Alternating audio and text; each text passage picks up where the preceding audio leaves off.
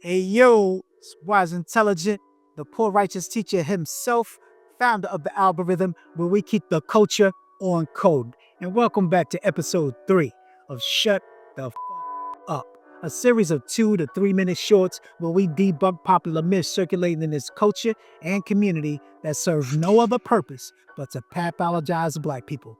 Myth number 3, we've all heard it, we hear it all the time. In fact, we grew up on this one. If they knew better, they do better. Not only is this untrue, it is also an oversimplification to suppose that if people knew better, this would somehow translate into them doing better.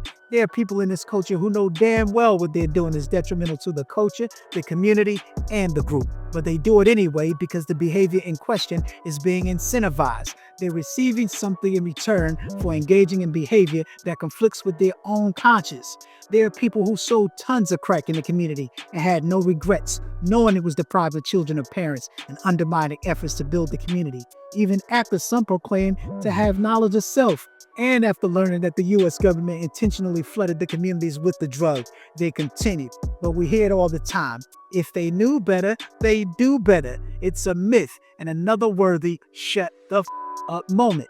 This same mentality dominates what we've come to call the culture, and is one of the many reasons why the culture ain't on code. The leading blacks in this culture had monetized the crack era mentality and glorified every stereotypical and pathologizing aesthetic of it, from the consumer-oriented materialism to the gangbangers the government used to distribute the product to the shooters in the gang who eventually became the most celebrated and glorified in this current era. Of course, it was mainstream record companies and media corporations who financed, marketed, promoted, incentivized, and profited from pushing these pathologies until the attitude, lifestyle, and narrative was normalized and commercialized to the detriment of the group. And anyone who tells you it wasn't needs to shut the up. But this mentality is so entrenched amongst the celebrated leading blacks in this culture that they are and have been effectively being used to dumb down the group. For example, activist Black Liberation Army member Mutulu Shakur was sentenced to 60 years in prison in 1981.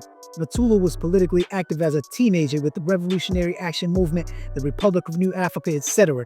His entire life was served on the front line for the liberation, self-determination, sustenance, and preservation of black people.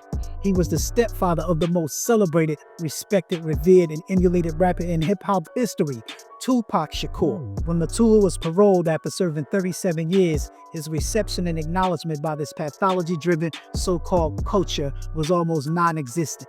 The leading blacks in this so-called culture, many of whom idolized Tupac, said nothing. No posts, no commentary, no reaching out to see if he or his family needed anything. Only the RBG and Pan-African community answered the call. Mutulu died shortly after being released, and still crickets from this corpse we call in a culture. And if it's not a corpse, it's damn sure on life support. But as soon as one of these celebrated, glorified, and revered crack sellers is released, the leading blacks want to host a festival.